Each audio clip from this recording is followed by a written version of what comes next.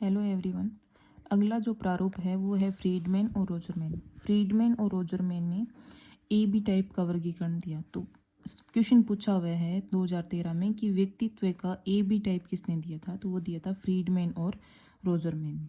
अब ए टाइप वाले व्यक्ति होते हैं, एक बी टाइप वाले व्यक्ति होते हैं। तो ए टाइप वाले जो व्यक्ति होते हैं वो मोटिवेट तो होते हैं, लेकिन मोटिवेशन के साथ साथ उनमें उतावलापन होता है, यानी तुरंत वो डिसीजन ले लेते हैं और हमेशा जल्दबाजी करते हैं और बाद में डीमोटिवेट हो जाते हैं, यानी इनमें धैर्य नहीं होता, बिल्कुल भी अधीर होते हैं।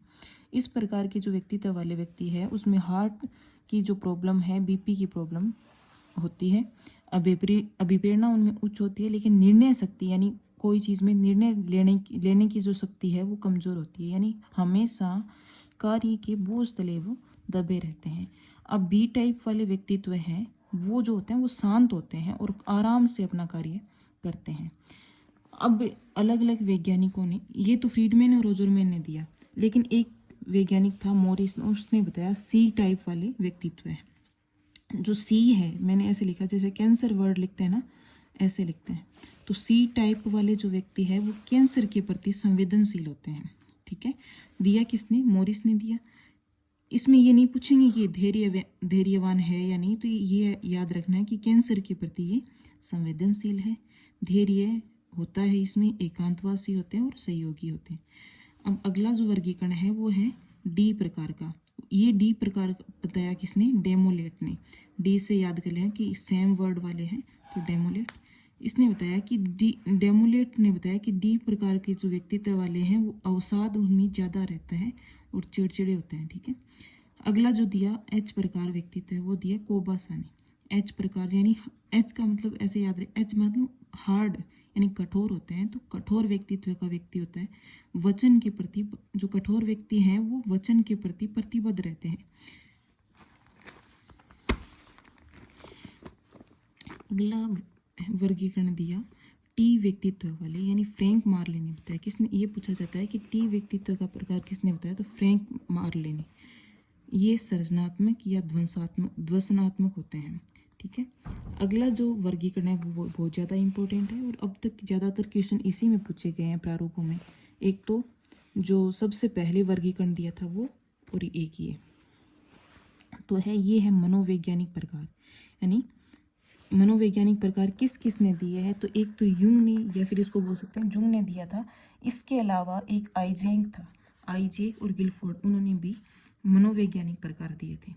तो इसके बारे में पूछेंगे ना, तो पूछेंगे कि युंग का वर्गीकरण कौन सा है।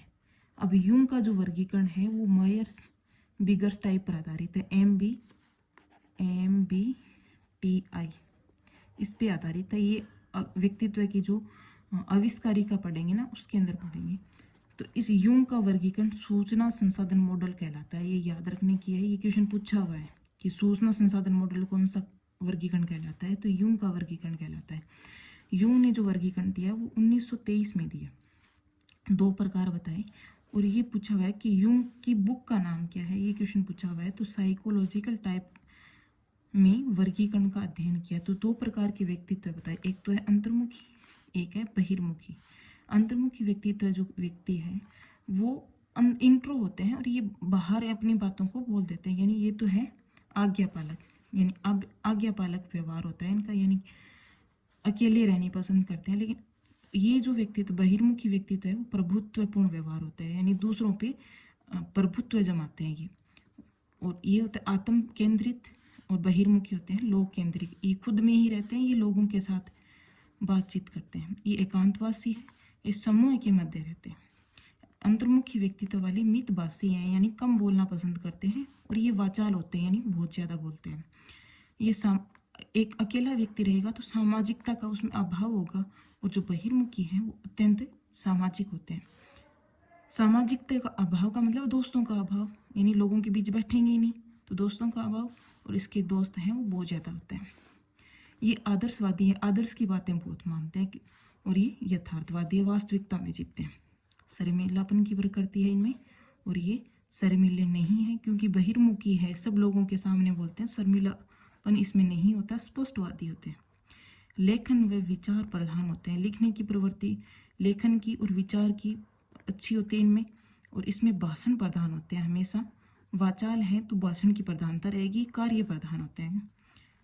नेतृत्व का अभाव होता है, अंतर्मुखी व्यक्तित्व के लोग होते हैं उनमें नेतृत्व नहीं होता, वो अपने आप में ही रहते हैं। ये इनमें नेतृत्व का गुण अच्छा होता है। निराशावादी और आशावादी होते हैं। अंतर्मुखी व्यक्तित्व हैं वो मनोविनोदी नहीं होते, यानी कि हंसमुख नहीं होते, बिल्कुल भी हंसी मजाक नहीं करते, और ये व्यक्तित्व वाले मनोविनोदी होते हैं। ये है सब्जेक्टिव और ये है ऑब्जेक्टिव। आध्यात्मिक व साहित्य प्रधान होते हैं, यानी भगवान में ज़्यादा विश्वास करते हैं, साहित्य प्रधान, और ये सामाजिक होते हैं, राजनीतिक प्रधान होते हैं। मानसिक शक्तियाँ व अध्ययन विशेष योग्यता होती है, इनमें सामान्य योग्यता है। साहित्यकार या दार्शनिक जो होते हैं या वैज्ञानिक होते हैं वो ज़्यादातर अंतर्मुखी होते हैं, और जो राजनेता और कार्यकर्ता है वो है बहिर्मुखी।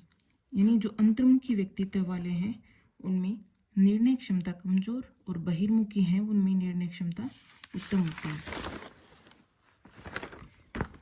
अब अंतर्मुखी और बहिर्मुखी जो व्यक्तित्व हैं उनको मिलाकर उभयमुखी नाम दिया गया है। अब इसी हिसाब से एक होलैंड का वर्गीकरण है, जैसे मैंने पहले बताया था स्प्रेंगर का वर्गीकरण, उसके हिसाब से ही रुचि के आधार पर एक वर्गीकरण दिया गया। उस वर्गीकरण दिया था होलैंड ने, और उसका नाम है षटकोणीय मॉडल। तो ये पूछा जाता है कि षटकोणीय मॉडल किसने दिया, तो होलैंड ने, और 6 प्रकार होता है: यथार्थवादी, अनुसंधानकर्ता, कलाकार, सामाजिक, उद्यमशील और रूढ़िगत।